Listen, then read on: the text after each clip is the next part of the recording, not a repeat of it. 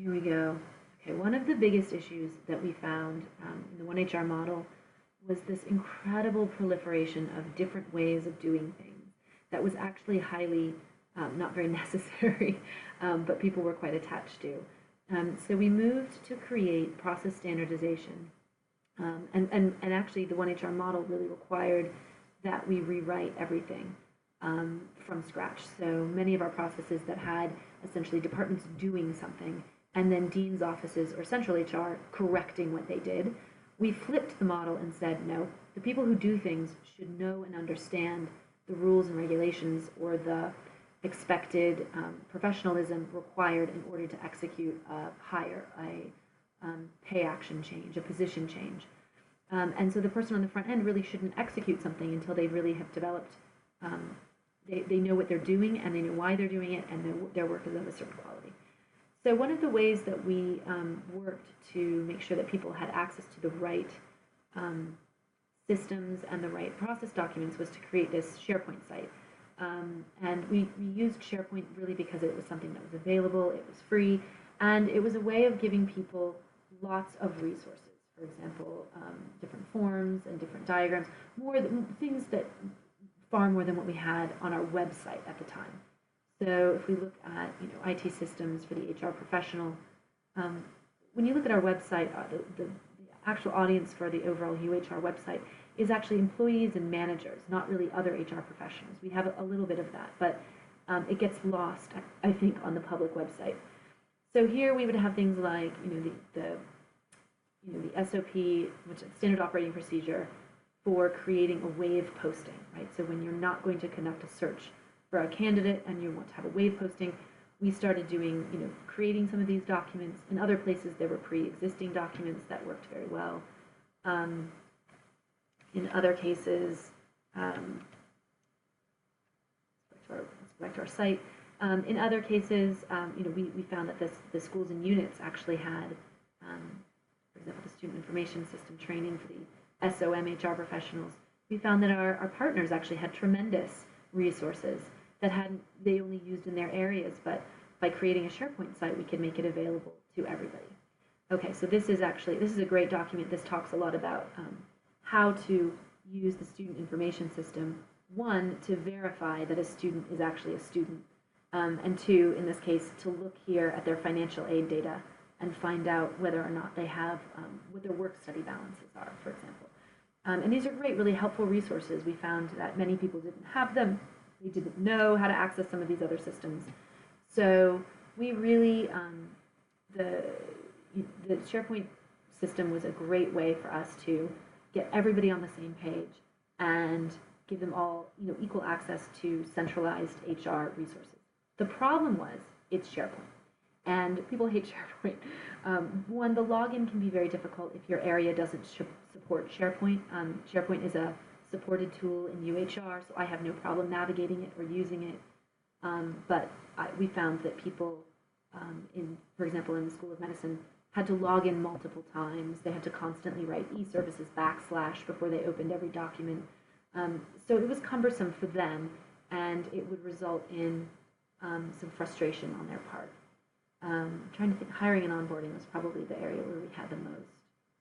Yes, all our different offer letter templates, conditions of employment, all the different background checks, international background checks. So what we did in response to this, we said, okay, fine, if people don't want SharePoint, let's create a system for them that's actually easier for them to access. And so we just created a website. This is one.hr.virginia.edu. It didn't ask me to authenticate just then, but it is behind NetBadge. And so this is a far cleaner, easier place to navigate those resources. And actually, as a website, we were able to load videos, other resources that we've created for people. For example, we have this nice one, Key Concepts in Higher Education. It's an articulate presentation. This module explores the key concepts you will need to understand to assume a role in higher education. It is essential for professionals at the university level to be aware of the principles that define our work. Gaining a true understanding of the higher education culture will help you take a leadership role at UVA and will help you work more effectively with others throughout the collegiate population. So I will won't make you listen to all of this, but let's maybe accreditation agencies. The University of Virginia is accredited through the Southern Association of Colleges and Schools, which is the regional body for the accreditation of degree-granting higher education institutions in the southern states. It serves institutions in Alabama, Florida, Georgia, Kentucky, Louisiana, Mississippi, North Carolina, South Carolina, Tennessee, Texas, and Virginia that award associate, baccalaureate, master's, or doctoral degrees. UVA undergoes accreditation reviews every 10 years. There's lots of good information in here, and by putting it all on a website, we were able to lay out, I think, the work a little bit more aesthetically than what we had in the SharePoint model. And so here we have overview employee types.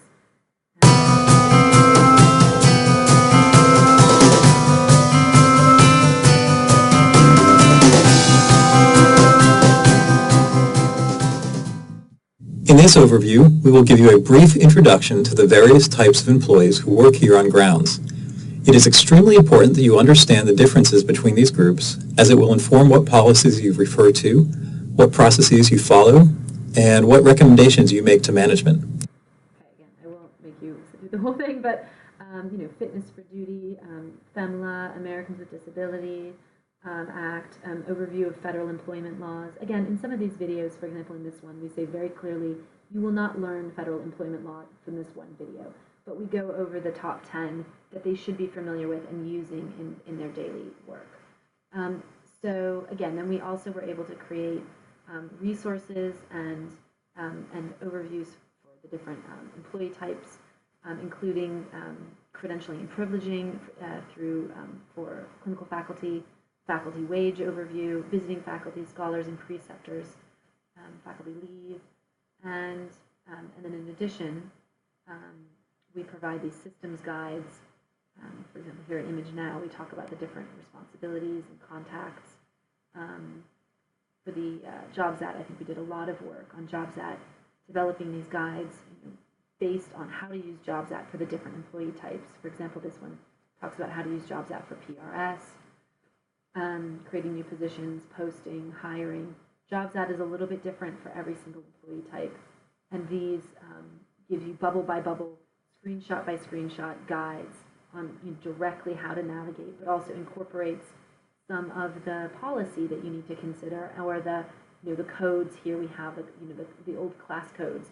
JobsAt still functions on old class codes for certain employee types, and we've been able to write them in here. And so this really took information that was really very specialized for some people, and made it available to everybody. If I remember to hit back, and classified staff as well.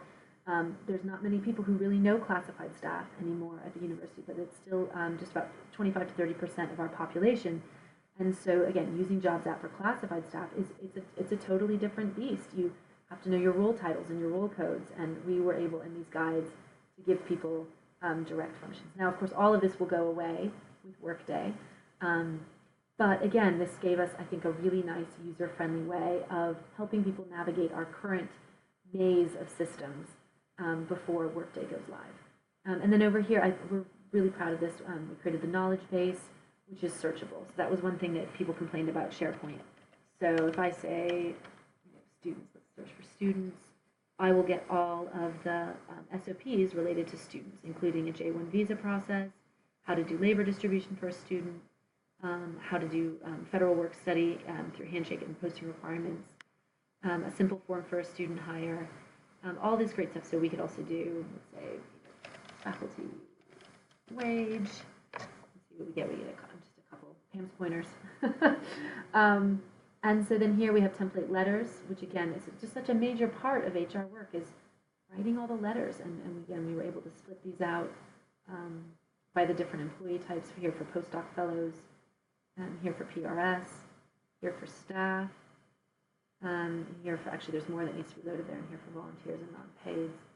So again, and then the other piece, submit a case. So this website actually has the ability to, you can submit a case to UHR. It will come through our Salesforce instance and create a case. So you could say, hire a student, and and you give the employee name, and then say students. This actually affects who it routes to, depending on the employee type. And then you would fill out your personnel request, and you could hit submit. And that would come through to Salesforce, and the central office, if you attach the right information, could get in touch with you and help you fill out your personnel request. And again, this is sort of, we're trying to move to a model of getting keying in the departments, out of the departments, and really say, if you don't want to be a specialist in our systems, send the work to us and let us work on it. Again, this is sort of a model that's preparing us essentially for the change in service delivery that will come with Workday. So I think between all of these different learning opportunities, shared resources, it really changed the way we looked at HR services across grounds. That no longer should people specialize in one employee type or just in one department, but that really as one profession we should be able to understand all the different needs and functions of our employee population and how best to serve them.